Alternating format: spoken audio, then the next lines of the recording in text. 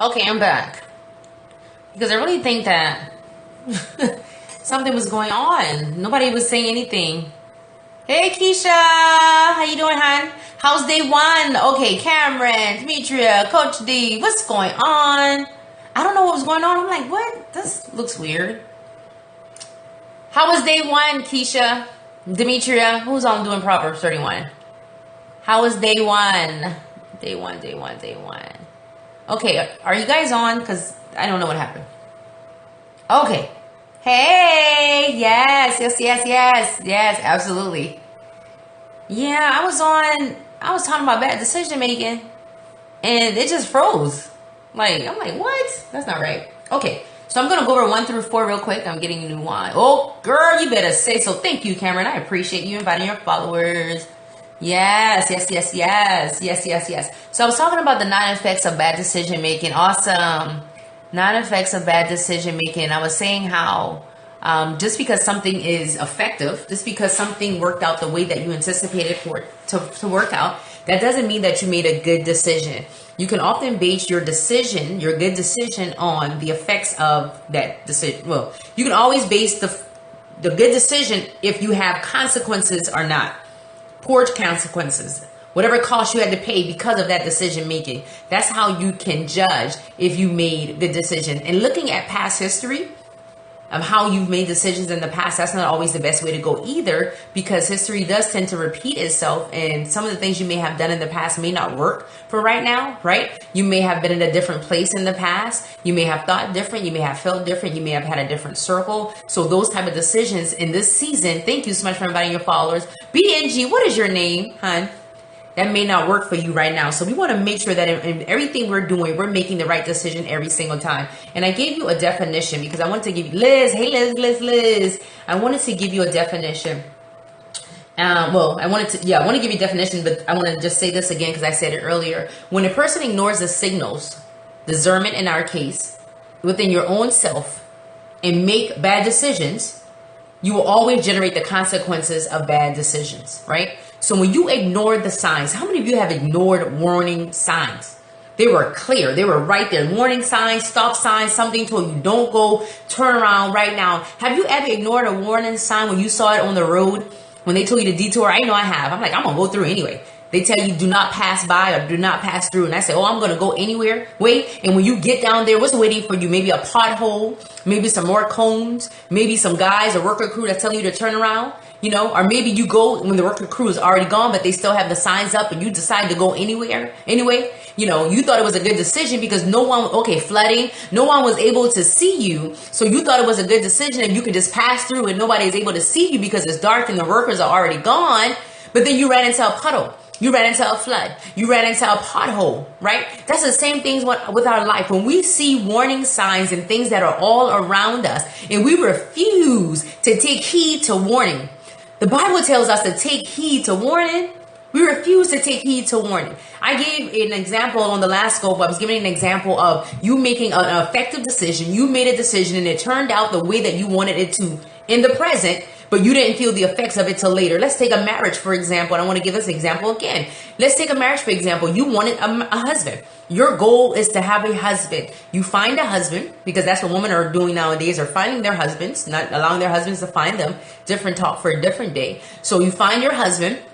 He proposes to you, guys get married, have the big wedding, have the ring or whatever. But you didn't take into account all of the issues that were already there, that had already surfaced within the relationship or within him or whatever. So now you're married and you're having all these issues, you're having all these problems and all of these consequences as a result of you not thinking it through, as a result of you not seeing the warning signs. We have to get better at being able to identify warning signs, stop signs, detour signs, and being able to make sound decisions every single time. Discernment. Discernment is the ability to judge well. Perception in the absence of judgment with a view to obtaining spiritual direction and understanding. The ability to judge well. The ability to judge well. 2 things I think you should be praying about every single time is wisdom and discernment. Wisdom and discernment. Wisdom gives you the ability to judge well, sound judgment, sound decision, and discernment gives you the ability to judge well. In a sense, it's like interchangeable, right?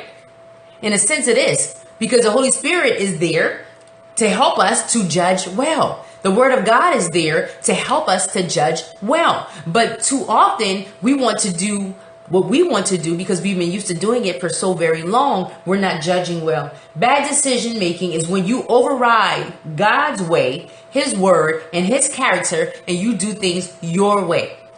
Bad decision making is when you override God's way because you feel like his way is not the right way, or you can do it better, or it'll be better implemented if you just tweak things just a little bit.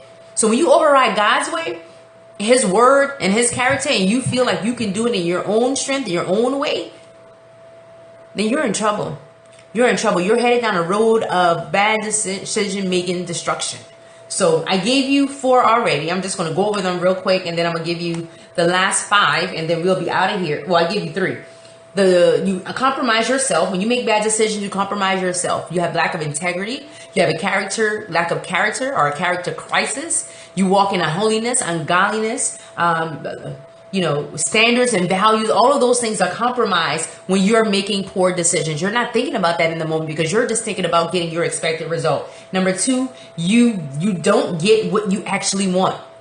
The effects of bad decision making, you don't get what you actually want. So although you set out to get that husband, you soon found out that he was not the right one for you. Although you set out to get that car, you soon found out that you should not have made that decision. Although you set out to get that job because you wanted it so bad, you soon find out that it was not the right one for you. Come on now. Come on. Number 3, we don't want counterfeits. Number 3, you do get what you want, but at the expense of others. And you damage relationships that way. When you still do something and you know that it's going to affect other people that are around you, then you run the risk of damaging those relationships that are closest to you. You run the risk, if you're a leader, damaging that community, that tribe that's following you. So when you're so busy making your own decisions and making and creating your own way and not using the level of discernment, good judgment, and wisdom, you run the risk of making a poor decision and affecting those. Number 4, anxiety, distress, and guilt. Bad decision making has you on edge. It has you on pins and needles. You don't know what's going on, why it's going on, or how it's going on. And you're so busy. Your mind is so boggled and worried. It's like a worrying spirit. How many of you have ever had a spirit of worry? All you did was worry about something. That's anxiety. You're anxious. You're anxious all the time. You're like you have a sugar crisis. You ever seen somebody that eats a lot of sugar? You know what I'm saying? Or a lot of things that has a lot of sugar content. Like take a baby, for instance. You give them a lot of sugar, they'll go skyrocketing around your home or wherever you're at that time. We don't want to be people of anxiety and operating, come on, in that place where you're desperate. Then you get desperate. You know what I mean? You start panicking and all of that other stuff. So bad decision making causes you to get in that space. It affects you. It affects you mentally. Because you're trying to work out your own way. I don't know about you guys, but I was a person that I loved to be in control of my life at one point in my life. And I would try to control every situation. And when things did not go right or the way that I wanted them to go, then I would panic. I would have high levels of anxiety, high levels of frustration. And that's the effect of bad decision making. Number 5, physical symptoms, aches, pains, sickness. When you see somebody that's always making bad decisions, you see them sick. You see them unhealthy. Let's take, for instance, what you're supposed to be eating. Health and nutrition. If you're constantly making poor decisions as to what you're supposed to be eating, you're going to be unhealthy in your physical body. You're going to develop all types of sicknesses and illnesses and diseases. If you're not eating properly, if you're not exercising properly, if you're not taking care of your well-being, if you're not meditating on a regular basis, taking out time for self-care, whatever that looks like for you. For me, that's at the spa, getting massages, facials, pedicures, manicures, just taking time out for myself, having a rest day, getting the proper amount of rest, and just allowing yourself to relax and relate, to release without the children, without the husband, without the community, without the tribe, but just you and God. When you're making poor decisions of not taking care of yourself, that leaves an effect on your body. It shows in your skin. It shows in your hair when your hair is turning gray and white. It shows around your eyes. It shows up here within your cheek area and all surrounding your temple. So we want to make sure that we're making good decisions, right? Number 6. You learn lessons the hard way. The Bible tells us, I'm going to read Proverbs 1. I know I read it on last night. Proverbs 1 verse 22 says, you simple ones, how long will you go on being simple-minded? How long will you mockers relish your mocking? How long will you fools fight the fact? The Bible calls us fools when we fight the facts. When we despise wisdom, when we despise understanding, when we despise knowledge. So we don't want to learn the hard way. I hear people say often is that, well, you learn from your mistakes. That's true, but I want to learn from other people's mistakes. I don't want to always have to go down the road of destruction when you just went down that road and you told me that something was down that road that I didn't need to go down there. When you told me that there was danger on the other side, why do I need to go out and find out that there's danger? You ever saw a horror movie or a movie where you had, what are those movies, that scary movies and stuff like that? You had somebody that was dangerous on the outside, right? So somebody's outside screaming and all that. You hear that the person is in danger. You hear them screaming. This could be figuratively or literally screaming. You hear them out there screaming their head off like they're in trouble. Why do you need to go out there and see that they're in trouble when you can hear that that's what's going on? That's the same thing when you're making poor decisions. You know that there is something bad on the other side. So instead of you taking heed to, I know that, oh, I saw them do that and I won't go down this route. I saw how that worked out last time. I won't go down that route. So instead of dismissing that, take heed to that. Number 6, you waste time. Time wasted. Either you have to go back and clean it up, or you have to do things unnecessary. And let me tell you something. Time is the greatest commodity. You can never get it back, and you can never add to it. You can never get it back, and you can never add to it. So by you making the right decision the first time, it will not cause you poor choices or consequences. That's just like if you were working on a document. That's like if you were working on a document and you knew you were tired. You had a deadline, maybe you still had a week to get the document in, but for whatever reason, you wanted to hurry up and get it done because that's what you wanted to do. You're super motivated and super self-sufficient and reliant and all that stuff. So you created the document, but now the document is not what you wanted it to be.